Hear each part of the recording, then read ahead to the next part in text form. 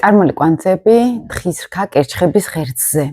როდესაც აღმავალი კარმული კვანძი თხის რქაში არის და დაღმავალი კირჩხების ზოდიაქოში, ეს მიანიშნებს, რომ დაღმავალი ზონაში წინა ცხოვრებები იქნება, ეს თუ ოჯახური ენერგიები იქნება,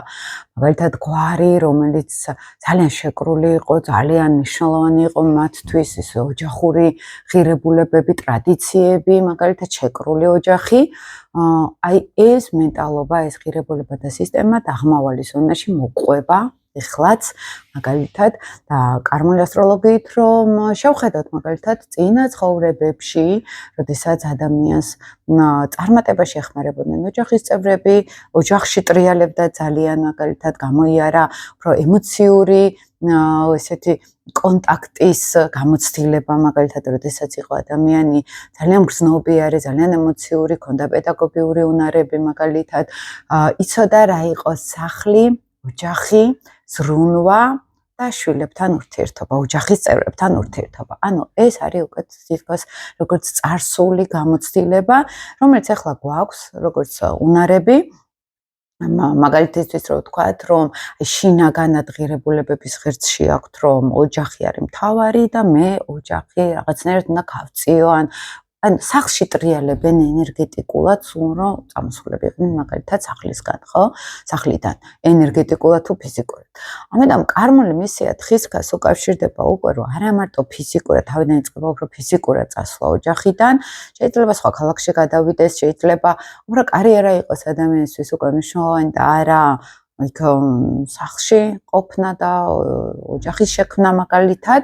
და ნენელა ეს ხდება უკვე ენერგეტიკულ დონეზეც, როდესაც მე მივდივარ სახლიდან უკვე როგორც ფსიქოლოგიურად და ფიზიკურად, ასევე ენერგეტიკულადაც. და ეს უკვე ნიშნავს, რომ მე სადღაც რეალურად ვწყდები ოჯახურ ატმოსფეროს, მე თვითონ უკვე ქმნი ჩემს კარიერას დახმარების გარეშე, მე მაქვს უკვე პასუხისგებლობების მაღალი გრძნობა, შეიძლება ადამიანს კონდეს განცდა, რომ ის ემოციური სამყარო ნენელა უკვე გადასატანი არის უფრო დაგრაუნდებაში და ეს სიმყარეში, იმიტომ რომ წინა ცხოვრებიდან თუ ოჯახური რესურსებიდან მოყვება ამ ადამიანს ძალიან ემოციური კონტაქტი გარემოსთან და გარშემოყოფებთან და ნენელა ეს უკანა პლანზე გადადის და ეს მოდის წინა პლანზე უკვე თხის რქული სტრუქტურა, თხის რქული პრაგმატიზმი, ზოგჯერ ცოტა ცივი გადაწყვეტილებებით, რაციონალური გადაწყვეტილებებით და არა ემოციური გადაწყვეტილებებით და ფაქტიურად ეს არის ხოლმე მიზანი ადამიანის, რომ თვითონ შექმნას თავისი იმიჯი, თავისი თავი. ამ ადამიანისთვის უკვე აღარ არის რომ ოჯახში, შვილებში ჩაჯდეს და გენეტიკასთან კონდეს რაღაც ძალიან მჭიდრო კავშირი, ნენელა უნდა წამოვიდეს ამ ყველაფრისგან და შექმნას პრაგმატული მყარი სტრუქტურა. საკუთარი ოჯახისთვისაც თუნდაც, როცა არის ენერგეტიკა იმ კუთხით, რომ აი შევქმენი ჩემი კარიერა, ჩემი სტატუსი, ოჯახი ჩემთვის კი მნიშვნელოვანი არის, მაგრამ მათ უფრო შეიძლება ან ფინანსურად დავეხმარო, ან სადღაც პასუხისგებლობებით ვიგრძნო, მაგრამ არა ემოციური ჩართულობა.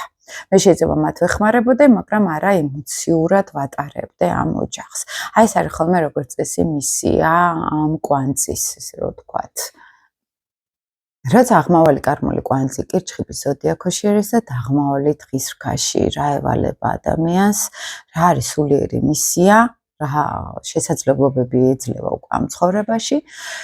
დაღმავალი კარმული კვანძი თხის რქაში ნიშნავს, რომ ადამიანმა წინა ცხოვრებებიდან თუ ოჯახური სივრციდან მოიტანა როგორც უნარები თხის რქის პროგრამის. ეს არის პრაგმატულობა, ეს არის შინაგანი პრაქტიკულობა და ცოტა სიცივეც, ემოციური სიცივეც, იმიტომ რომ არის ამ ადამიანისთვის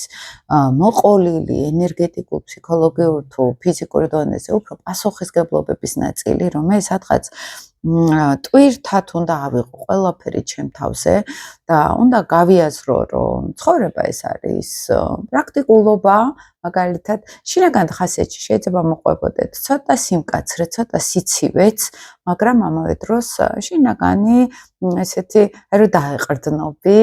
და პასუხისგებლობებს რო აიღებს, ისეთი ენერგეტიკა აქვს. მაგრამ კარმა ზოგადად ამბობს, რომ უნდა გადავიდეს უკვე კირჩხიბის არქეტიპზე და ეს არის უფრო ქალური ენერგია, თხისქა თუ არის უფრო სატურნული, კაცური, ტვირთი და პასუხისგებლობები, განსაკუთრებით თუ ქალებს აქვთ ეს კვანძი, უკვე მეანიშნებს, რომ ემოციური სტრუქტურა უნდა გახსნას ამ ადამიანმა, იქნება ეს ქალური არქეტიპის ზონაში შესვლა, ანუ ოჯახურ ზონაში, შეიძლება მოუწიოს კულინარიასთან ურთიერთობა, კულინარები ხდებიან ხშირად, იმიტომ რომ კირჩხიბი კვება არის, ზრუნვა არის, აი სახლში ან ოთახში რო ფუსფუსებთ, ან საჭმელებს ვაკეთებთ, ან შეიძლება კონდეს ადამიანს განცდა, რომ აი მომდეს სადღაც რესტორანი გააკეთოს, რესტორანში, ან იმუშაოს რესტორანში, ან თვითონ რესტორანი გააკეთოს, სადაც გაუმასპინძლდება სხვებს, შეიძლება სასტუმროს იდეაც კონდეს ზოგს, როდესაც ან სადღაც სოფელში წავიდე და იქ ვიცხოვრო. აი ესე ძალიან უნდებათ ხოლმე, უკვე როდესაც აი თხისქის პროგრამა კარიერისკენ,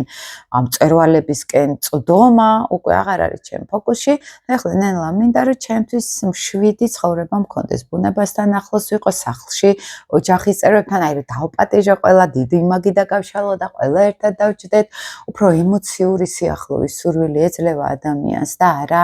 აი ეს რაღაც კარიერული ამბიციები, ესე რომ ვთქვათ და მისიაც ეს არის, რომ გარდაიქმნას ენერგეტიკულ დონეზე ადამიანი უფრო გრძნობიარე, უფრო აი პირად ურთიერთობებში გრძნობადად რო არის, როდესაც ემოციური ინტელექტი უკვე მაღალი აქვს, როდესაც აკვირდება საკუთარ გრძნობებს, ხშირად ფსიქოლოგები ხდებიან მაგალითად ამ კვანძის მქონე ადამიანები, როცა განამარტო სხვის ემოციებს უნდა ჩაუღრმავდე, ჩემ ემოციებში უნდა გავერკვე, ხო სადღაც მოვალბო ის თხისქის სტრუქტურა